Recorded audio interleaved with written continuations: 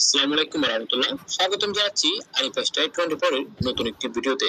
তোমরা যারা 2026 সালে এসএসসি পরীক্ষা দিচ্ছ, তোমাদের খাতা দেখা নিয়ে আজকের দারুণ সুখবর জানিয়ে দেবো। তোমাদের খাতা দেখা কিন্তু অলরেডি শুরু হয়ে গেছে এবং শিক্ষকরা তোমাদের যে প্রথম দিকে পরীক্ষাগুলো হয়েছিল সেই খাতাগুলো অলরেডি দেখা শুরু করে দিয়েছে। তো তোমাদের এসএসসি পরীক্ষার খাতাগুলো এবার কিভাবে দেখা হচ্ছে এবং কিভাবে নম্বর দেওয়া হচ্ছে, এই বিষয়গুলো নিয়ে আজকে তোমাদের মাঝে আলোচনা করব। তোমরা যারা ভিডিওটি দেখতেছো অবশ্যই শুরু থেকে শেষ পর্যন্ত দেখার চেষ্টা করো, তাহলে কিন্তু পুরো বিষয়টি তোমরা জানতে পারবা যে টিচাররা তোমাদেরকে কিভাবে নম্বর দিচ্ছে। আর তোমরা যারা এখন আমাদের চ্যানেলটি সাবস্ক্রাইব করো নাই, অবশ্যই শিক্ষা সংক্রান্ত সকল আপডেট তথ্য, এসএসসি পরীক্ষার সকল আপডেট, পাশাপাশি পরীক্ষার পর তোমাদের রেজাল্ট, কলেজ ভর্তি, A to Z ইনফরমেশন পেতে আমাদের চ্যানেলটি সাবস্ক্রাইব করে পাশে থাকুন। তো আমরা মূল আলোচনায় চলে যাই। তো দেখো, তোমরা যে প্রথম দিকে পরীক্ষাগুলো দিয়েছিলা সেই পরীক্ষাগুলো হচ্ছে বাংলা পরীক্ষা, ইংরেজি পরীক্ষা, গণিত পরীক্ষা। তোমাদের বাংলা পরীক্ষার খাতা, ইংরেজি পরীক্ষার খাতা, গণিত পরীক্ষার খাতা অলরেডি দেখা শুরু হয়ে গেছে। এটা কিভাবে হচ্ছে তোমাদের পুরো নিয়মটাই আগে বুঝিয়ে দিই। তোমরা যে পরীক্ষাগুলো দাও সেই পরীক্ষার প্রশ্নপত্রগুলো কিন্তু 2-3 দিন আগেই টানা এসে জমা থাকে। প্রমাণস্বরূপ তোমরা 2024 সালে দেখবা, 2024 সালে যখন এসএসসি পরীক্ষা হয়েছিল, সরকার আন্দোলন যখন ডাক দিয়েছিল, তখন কিন্তু থানার মধ্যে আগুন লাগিয়ে দিয়েছিল। তোমরা অনেকে নিউজ হয়েছিল সেটা, এই পরীক্ষা এসএসসি পরীক্ষার খাতা কিন্তু পুড়ে গিয়েছিল। তোমরা অনেকেই সেটা জানো। তার মানে এখান থেকেই বোঝা যায় তোমাদের খাতাগুলো কিন্তু থানাতে সুরক্ষিত থাকে। তো তোমাদের প্রশ্নগুলো কিন্তু এভাবেই 2-3 দিন আগেই থানায় এসে জমা হয়।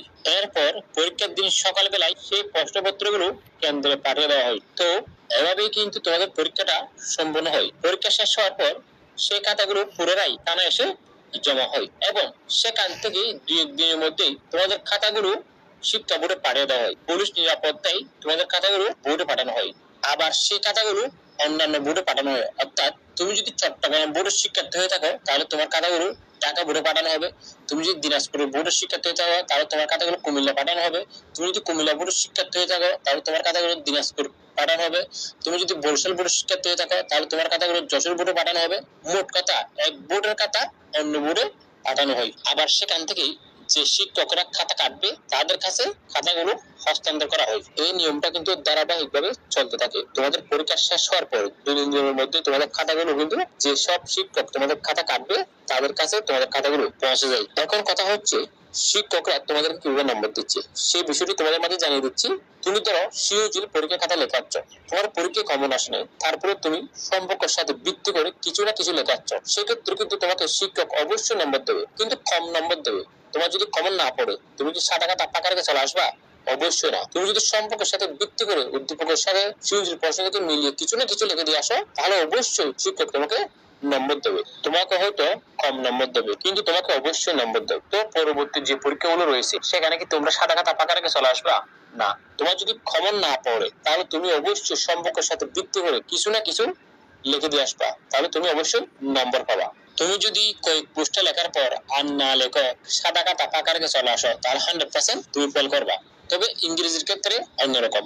আমরা রাইটিং, ইংরেজি রাইটিং দেখি, হ্যাঁ, তুমি যদি সেখানে আবুল তাবুল লিখে দাও, তাহলে তোমাকে কিন্তু নম্বর দেবে না। যদি কৌশলে কিছুটা লিখতে পারো, তাহলে অবশ্যই তোমাকে নম্বর পাবা। আর দ্বিতীয়ত হলে তো কোনো কথা নাই, ইংরেজি দ্বিতীয় হয় কোনো কথা নেই, সেখানে যদি আবুল তাবুল লেখো কোনো ধরনের নম্বর পাবে না, সোজা কাটা।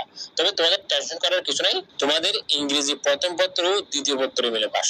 অর্থাৎ তুমি যদি দুটাই মিলে 60 নম্বর পাও, তাহলে তুমি কিন্তু পাস করবে। তুমি যদি দ্বিতীয় পত্রের মধ্যে যদি 6 নম্বর পাও, প্রথম পত্রের মধ্যে যদি তুমি 60 নম্বর পাও, মোট যদি তুমি 60 নম্বর পাও, মোট কথা, টোটাল কথা, তুমি যদি দুটাই মিলে 60 নম্বর তুলতে পারো, তাহলে কিন্তু তুমি পাস করবা। তবে গণিতের ক্ষেত্রে একটু ভিন্ন রকম। তোমাকে গণিতের মধ্যে এমসিকিউ এর মধ্যে কম্পারেন্ট 10 তুলতে হবে। সেখানে যদি তোমার 9টা হয়, 8টা হয়, তাহলে তুমি কম্পারেন্ট 10, তোমার কম্পারেন্ট 10 পেতে হবে গণিতের মধ্যে, বুঝছো?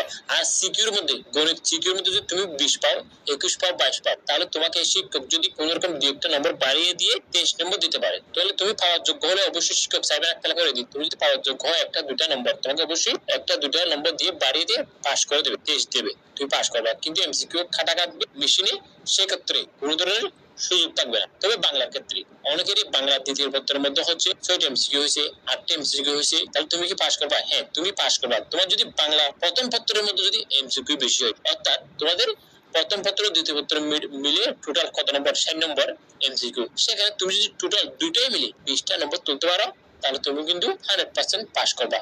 কেননা আমাদের রেজাল্ট চিঠি দেখবা, তোমাদের হচ্ছে রেজাল্ট দিলে দেখবা, অর্থাৎ তুমি যদি 2025 সালের রেজাল্ট পড়ো, বিগত সালের রেজাল্ট গুলো দেখো, সেখানে দেখবা সেখানে বাংলা প্রথম পত্র দ্বিতীয় পত্র মিলে রেজাল্ট এরা সেখানে শুধু দেখাবে রেজাল্ট দেখাবে, শুধু বাংলা বলেই রেজাল্ট দেখাবে। তার মানে হচ্ছে তোমার হচ্ছে তুমি যদি টোটালি তোমার হচ্ছে 60 নম্বরের মধ্যে 20টা নম্বর তুলতে পারো এমসিকিউ এর মধ্যে, তুমি কিন্তু পাস করবা।